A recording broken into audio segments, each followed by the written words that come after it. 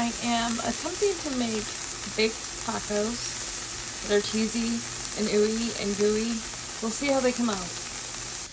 One of my favorite options for meat is this American Wagyu from Costco. It tastes delicious, priced right, pretty damn tasty and healthy.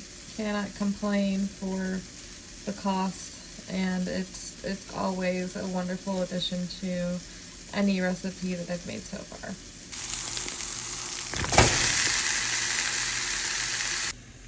Now that the meat is done, the next step is putting everything together, keeping it pretty simple by browning up some corn tortillas.